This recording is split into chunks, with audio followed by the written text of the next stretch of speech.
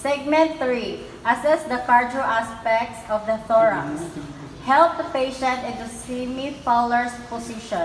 Move to the right side of the table. Check his apical pulse.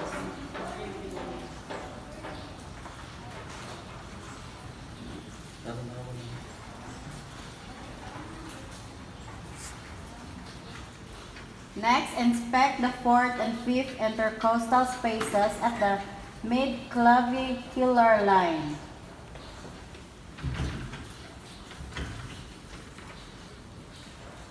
To help visualize the pulse better, you can repeat the process with the patient on his left side.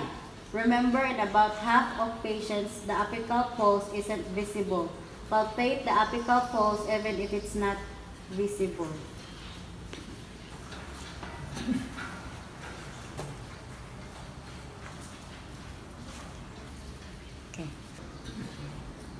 It should feel like a short, gentle tap, should be palpable in an area about 1 centimeter by 2 centimeters. Using the ball of your hand, systematically palpate the heart's border in the sternoclavicular area, aortic area, pulmonic area,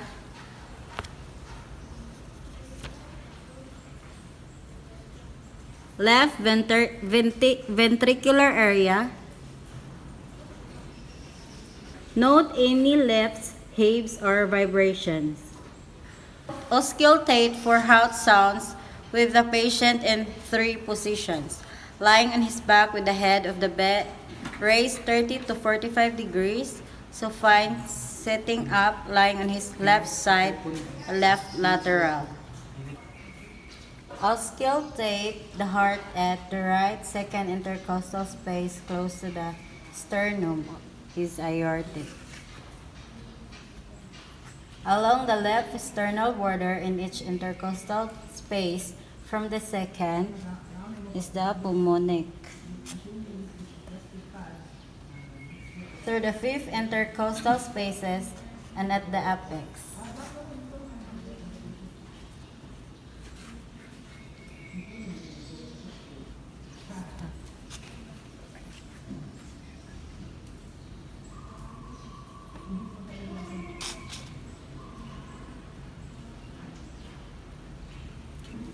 Using both diaphragm and the bell of the stethoscope, determine the patient's heart rate and rhythm.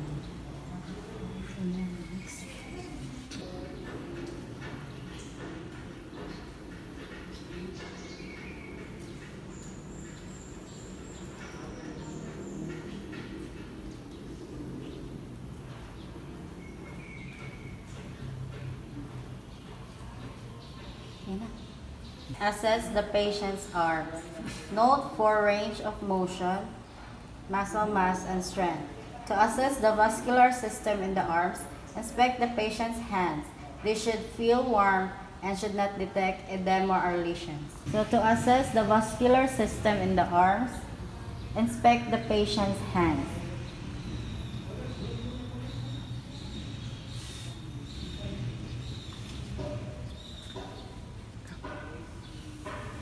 You should feel warm and should not detect edema or lesions. Next, check capillary refill time by depressing a nail bed until it launches. Then quickly release the pressure. The nail bed should regain its normal color in immediate to 2 seconds.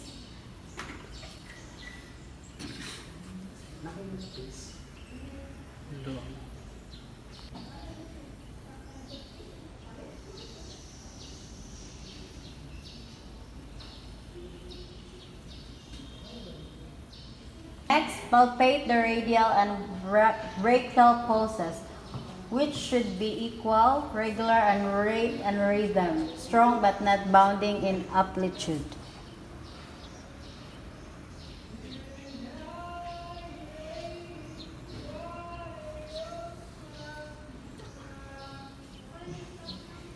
So to assess for light touch, randomly touch a cotton waste to the patient's arm and have him tell you when he feels the touch. So sir, can you please close your eyes?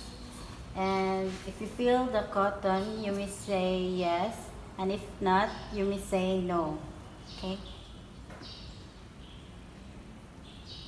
Yes.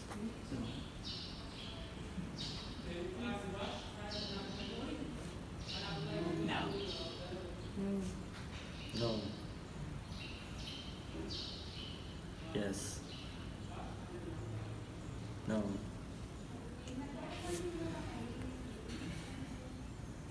Yes.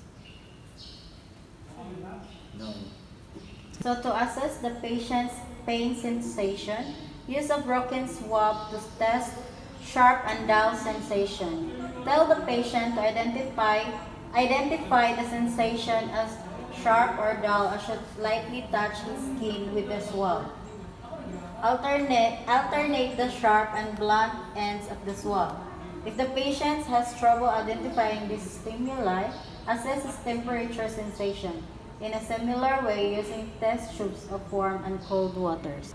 To assess the patient's pain sensation, use a broken swab to test sharp and dull sensation.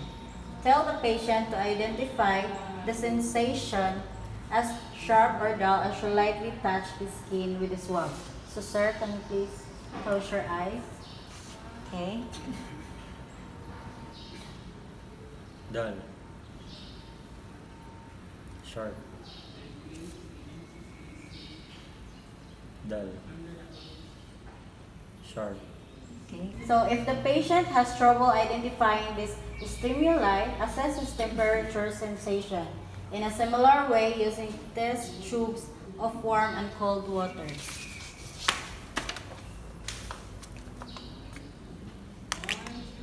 Hot.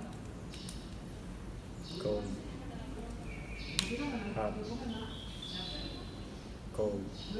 So to assess the vibration sensation, we don't have the apparatus, so we need to skip this one. Next, assess the patient's position sensation. Have the patient close his eyes down as you move one of his fingers up and down. Instruct him to tell you which direction it is moving. He should be able to do this accurately. If he can test this sensation more proximally in both arms and later in both legs. Sir, can you please close your eyes? Okay. Up. Down. Up. Down. Now assess the patient's touch discrimination. The first test assesses stereognosis. Ask the patient to close his eyes and place a coin, K, or other object in his hand. Ask him to identify it, and he should be able to do this correctly. Okay. Sir, can you please close your eyes? Okay. And identify what object is this.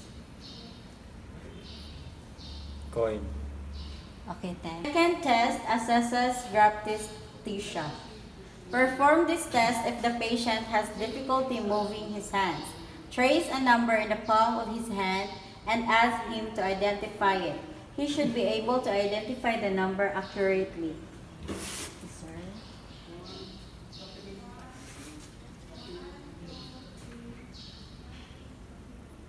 Two. Okay. Third test assesses two-point discrimination.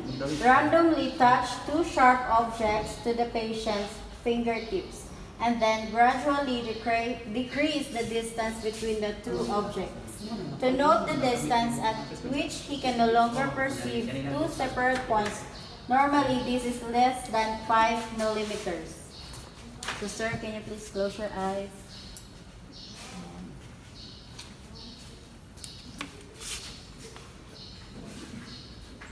Two. One. Two. One. Fourth test assesses extension. Touch two corresponding parts of the patient's body at the same time.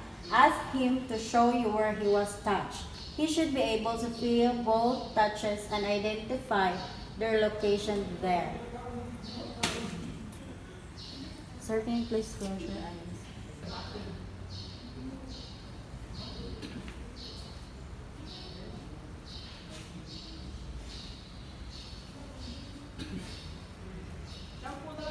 Okay, thank you. Next test is the assessing that deep tendon reflexes. So we don't have an apparatus, so again we need to skip this one. Next, assess the cerebellar function of the arms. To assess rapid alternating movements, have the patient pat his knees with his palms facing upward first and then downward. Have him gradually increase the speed of his movements. His movements should be coordinated and equal. Can you please close your eyes? And can you please move your hands upward, down and downward. Yeah. Okay, again. Downward. And move it fast.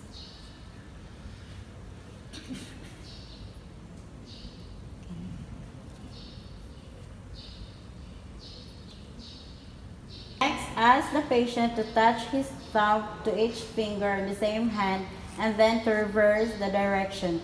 He should be able to do these rapid, skilled movements quickly and accurately. So, sir, can you please move it fast?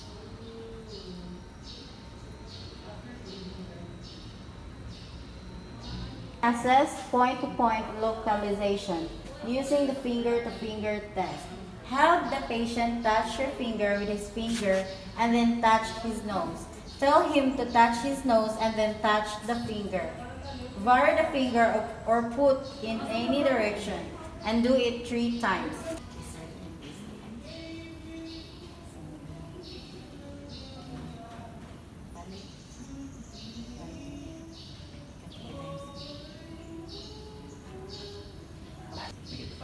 Make it fast. Also perform the finger to nose test. Instruct the patient to close his eyes, then have him stretch out his arms and touch his nose with one index finger, then the other, gradually increasing the speed, and his movements should be smooth and accurate. So, sir, can you please close your eyes? And stretch your arms. And your left arm point your nose.